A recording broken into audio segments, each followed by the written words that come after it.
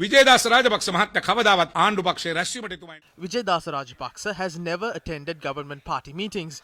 He could have only raised questions regarding this if we wanted. When we brought forward the 20th Amendment, this was how he conducted himself. He called me over to the car park to discuss it. Once I explained it to him, he voted in favor of the 20th Amendment. He voted during the last 5 minutes of voting. Someone has fed him false information. Vijaydas Rajapaksa should have received a ministerial portfolio. We accept that. But it is unfair if he stirs up non-existent problems simply because he didn't receive a ministerial portfolio. Vijaydas Rajapaksa has convened a media briefing today stating that the president had threatened him. This is something that is normal. I have worked with Chandrika. When something happened under her government, she calls us and inquires into the matter. We have worked with Mahinda as well. When such an issue arises, he calls and inquires into that. In a similar manner, Gotabaya Rajapaksa had called Vijaydas Rajapaksa, reminded him of the past and said that his remarks were wrong.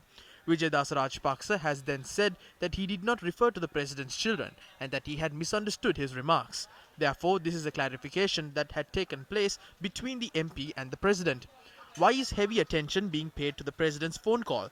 Why aren't we talking about his humble attitude? He lives in an ordinary 2-storied house. He uses only 3 vehicles.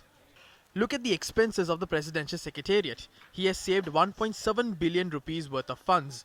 Therefore, why isn't anyone speaking about his simplicity? Why isn't it being portrayed through the media? Why is live coverage provided to other matters? එනිසා එතුමගේ නිහතමානී ගැන කවුරුත් කතා කරන්නේ නැත්තේ. ඒ පිළිබඳයි මාධ්‍ය දෙන්නේ නැත්තේ. ඇයි මේවට සජීවී දෙන්නේ? මම කනගාටු වෙනවා Wijeyadasa Rajapaksa. I express my regret that an educated person like Vijaydas Rajapaksa is commenting on a financial hub without any understanding.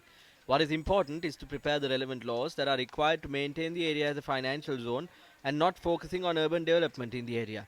We have prepared the foundation for that in Parliament. We obtained funds from China. After we obtained the loan, the selling rate of the rupee against the US dollar that stood at around 203 had reduced to 195 rupees. That is what we are trying to do through the port city as well. We are trying to increase investments. Increasing investments and production are important to build a strong economy for the country. ආයෝජන වැඩි කිරීමත් නිෂ්පාදනය වැඩි කිරීමත් කියන කාරණා දෙක තමයි රටක ශක්තිමත් ආර්ථිකයක් ගොඩනැගීම. අපි දැක්ක පළවෙනිම අදහස නිකුත් We saw that it was an ambassador who had commented on this.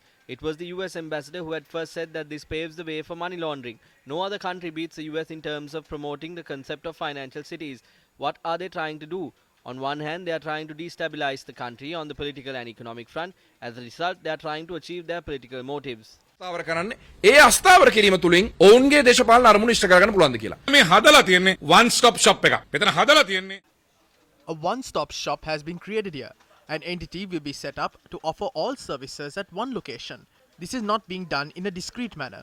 This is being done legally in line with the Constitution by adhering to laws pertaining to taxes, land and finance. The Attorney General has said that this does not go against the Constitution. He has informed the President's Secretary that it will be drafted in line with the Constitution. The bill lies in court now. It can be passed with a simple majority. Once the Supreme Court issues its verdict on the matter, the government is ready to remove any provision that goes against the country's laws. The port city is a turning point for our country. This is what would shape Sri Lanka. It would help us surpass Singapore. This would be our economic hub. The opposition is afraid of this. They are trying to prevent the port city from becoming a profitable venture under the president and to stop investors from investing. There are foreign forces behind this. තමයි මේ බලවේග විසින් උත්සාහ කරන්නේ. මේක පිටිපස්සේ විදේශ රටවල් ඉන්නවා. ඊයේ විජේදාස රාජපක්ෂ මැතිතුමාගේ කතාවේ බැරෑරුම් දෙයක් තියෙනවා. ඒ කියන්නේ මේ සෑම දෙයක්ම මෙහෙවන්නේ බැසි රාජපක්ෂ මැතිතුමා කියලා තමයි ඔහු චෝදනා කරන්නේ. දැන් ඔහු මේ ආණ්ඩුවේ තීන්දුව ගන්න බැසි රාජපක්ෂ මැතිතුමා. Is it Basil Rajapaksa who makes the decisions for the government? It is the cabinet which makes these decisions. Is Basil Rajapaksa a member of the cabinet? It is the cabinet that will approve this. If there is such an institution, we can oppose it. He might have a personal issue with Basil Rajapaksa. It is unfair to connect that to this matter. Therefore, the Port City Bill and Basil Rajapaksa are two different matters. He tried to attack Basil Rajapaksa and drag other matters into this. We won't be deceived by this. This was a decision made by the government, including the Prime Minister and the President. Ask Vijaydas Rajapaksa whether he attends government party meetings in Parliament. They make such remarks by trying to appease foreign elements. Wijeyadasa Rajapaksa මන්ත්‍රීතුමා පාර්ලිමේන්තු කණ්ඩායම රැස්වීමට එනවද කියලා. එතුමා පාර්ලිමේන්තුවේ එනවද කියලා. ඒ නිසා මේ වෙන වෙන බටහිර බලවේගවල අවශ්‍යතාවය ඉෂ්ට කරන්න ගිහිල්ලා තමයි ඉතින් එතුමාලා මේ කරගන්නේ. කොටනි දෙනකොට ඇමතිකමක් දීලා ෂේප් කරගෙන ඉන්නවා. එහෙම එච්චරම බාල්දු වෙන එකක් නෙවෙයි. We are not so desperate. There is no need for us to head into such a decision. There is no need to shut his mouth by offering a ministerial portfolio. We offered him a ministerial portfolio. He was to be given the State Ministry for Higher Education, but he didn't take oaths. He wants a ministry. Therefore, this is a matter concerning the cabinet and not the port city. එතුමා cabinet එක කියනවා. මේක cabinet එක පිළිබඳ ප්‍රශ්නයක්. නැත්තම් වරාය පිළිබඳ ප්‍රශ්නයක් නෙවෙයි.